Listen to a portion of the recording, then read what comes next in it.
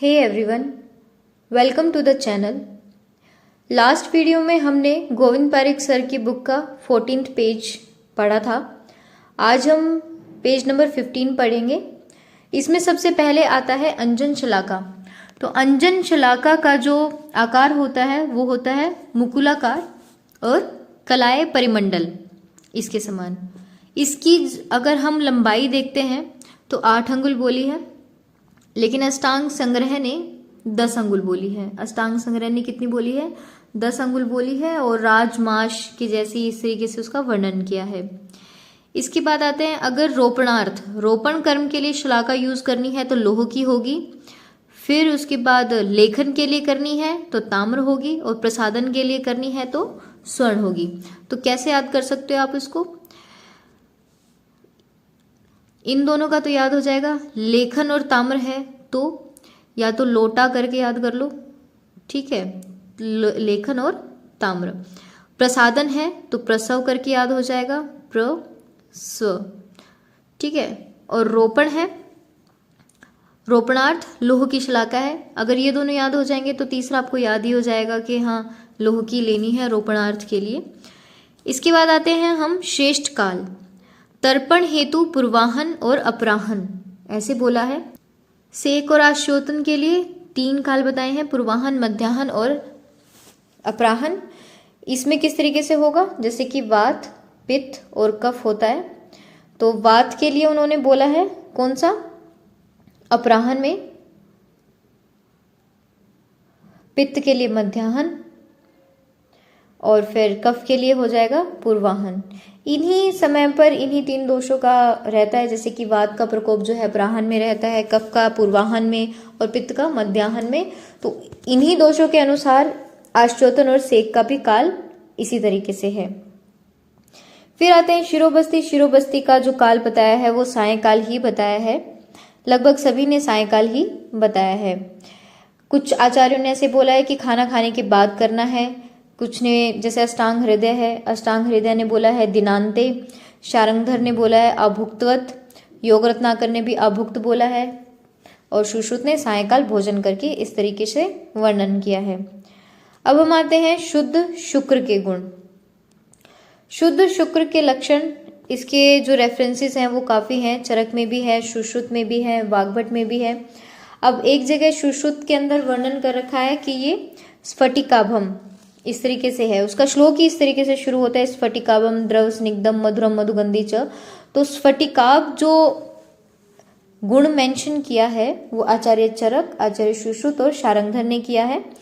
मधुगंधी जो बोला है वो आचार्य चरक, सुश्रुत, वाग्भट, शारंगधर चारों ने बोला है।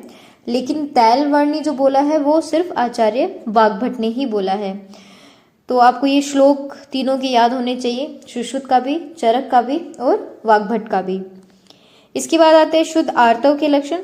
शुद्ध आर्तव के लक्षण में आचार्य चरक ने गुंजा फल सवर्णम पद्मालक्तम सन्निभम इस तरीके से बोला है। और सुश्रुत ने शशक अस्त्रिक यानी कि खरगोश के रक्त के समान इस तरीके से, लाक्षा रसोपम इस तरीके के वर्डिंग है। आपको बस अगर याद नहीं भी है श्लोक तो इतने बार इसको पढ़ लो कि जब क्वेश्चन सामने आए तो आप देखते ही पहचान लो कि ये हमने सुश्रुत में पढ़ा था, कि लाक्ष रसोपम हमने सुश्रुत में पढ़ा था, गुंजा फल सवर्णम पद्मालक्तम सन्निभम ये हमारा चरक में हमने पढ़ा था। याद हो चाहे ना हो, बट इतनी बार आप इसको देख लोगे या रिवाइज कर लोगे तो एक पिक्चर मेमोरी जो है आपकी क्रिएट हो जाएगी। तो जब भी क्वेश्चन सामने आएगा आप इसको देख के फटाक से टिक लगा सकते हो। इसके बाद हम आते हैं मानस प्रकृतियों पर। अब मानस प्रकृति जो है हम सभी जानते हैं 3 होती हैं। कौन सी? सात्विक, राजसिक और तामसिक। सात्विक, राजसिक और तामसिक।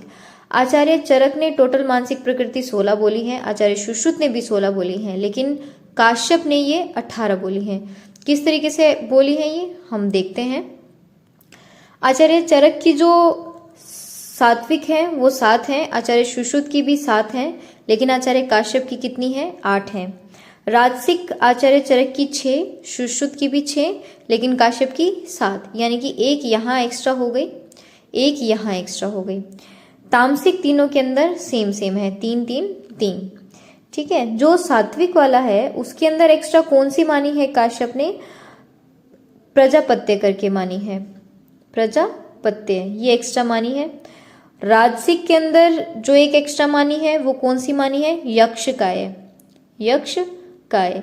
ये ना तो आचार्य चरक ने माना है इसको, ना आचार्य सुश्रुत ने, ये सिर्फ काश्यप ने माना है। ठीक है, तामसिक में तो 3-3 ही बोली है। तो आपको ये याद होना चाहिए कि मानसिक प्रकृतियां अकॉर्डिंग टू चरक सुश्रुत 16-16 हैं। ठीक है, 763 इसका फॉर्मूला है, ऐसे याद कर सकते हो 763।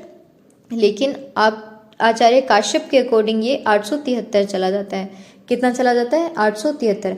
अगर 873 नहीं भी याद रहे तो आपको ये याद रखना है कि सात्विक और राजसिक में 1-1 प्लस कर दिया आचार्य काश्यप ने, इसीलिए इनकी 18 बनती हैं और बाकी दोनों की 16-16 हैं। इसके बाद हम आते हैं गर्भ की गर्भाशय में स्थिति। आचार्य चरक जो कहते हैं वो बोलते हैं गर्भस्तु खलु मातु पृष्ठ अभिमुख, कि पीठ की तरफ वो मुख किए हुए ऊर्ध्व शिर, इसका सिर कहाँ, ऊपर की तरफ है, ऐसा आचार्य चरक कहते हैं। आचार्य सुश्रुत का थोड़ा लॉजिकल लगता है, उन्होंने क्या बोला है, अभुग्नो अभिमुखो शेते य योनि शीर्षा, कि योनि मार्ग की तरफ जो है वो सिर होता है और तभी स्वभाव से प्रसव भी होगा। ठीक है, तो आपको ये याद रखना है, चरक और सुश्रुत का बिल्कुल अपोजिट है। चरक में ऊर्ध्व शीर करके किया है और आचार्य सुश्रुत क्योंकि वो सर्जरी के थे उन्होंने थोड़ा और ज़्यादा एक्सप्लोर किया है। ठीक है ना, तो आप इस तरीके से याद रख सकते हो कि आचार्य सुश्रुत का योनि शीर्षा बोला है। उसके बाद हम आते हैं धात्री लक्षण। धात्री लक्षण में आचार्य चरक ने बोला है समान वर्ण और आचार्य सुश्रुत ने बोला है श्याम वर्णी धात्री श्रेष्ठ।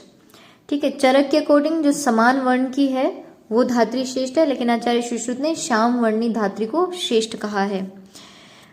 नवजात शिशु परिचर्या के प्रथम उपकरण, अब इसमें किस तरीके से है, आचार्य चरक ने प्राण प्रत्यागमन को बोला है। आचार्य सुश्रुत ने, जब हम श्लोक पढ़ते हैं तो उसमें पहले उल्वा परिमार्जन आता है, लेकिन यहाँ पर इन्होंने लिखा था कि मुख विशोधन करके ऐसे लिखा है इन्होंने। आचार्य वाग्भट ने उल्वा परिमार्जन ही बोला है। आहार मात्रा अग्नि बलापेक्षिणी, कि आहार मात्रा पुनः अग्नि बलापेक्षिणी, ये रेफरेंस कहाँ का है, चरक सूत्रस्थान 5 का है। जब हम मात्रा शीति अध्याय पढ़ते हैं तो उसके अंदर ये वाला चीज मेंशन है, स्टार्टिंग में ही आ जाता है ये।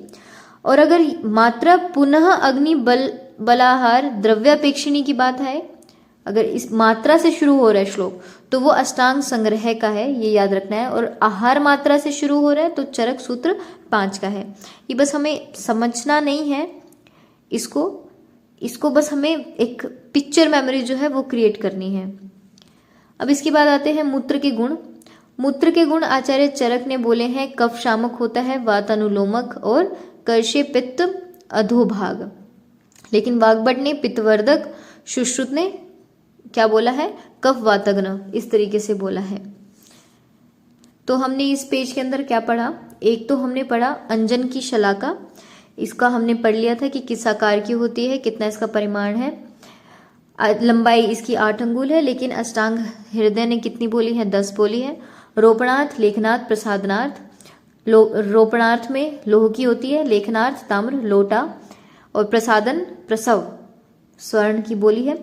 श्रेष्ठ काल तर्पण हेतु 2 ही बोले हैं, बीडी में देते हैं हम तर्पण, से काश्चोतन टीडीएस में चला जाएगा, शिरोवस्ती ओडी, इस तरीके से आप याद रख सकते हो। ठीक है ना, कि तर्पण जो है वो बीडी यानी कि पूर्वाहन और मध्याहन सुबह शाम, फिर उसके बाद सेक जो है टीडीएस सुबह भी, दोपहर को भी और शाम को भी, शिरोवस्ती ओडी में जाएगा, उसमें भी स्पेशल सायकाल में जाएगा, या एचएस कर सकते हो।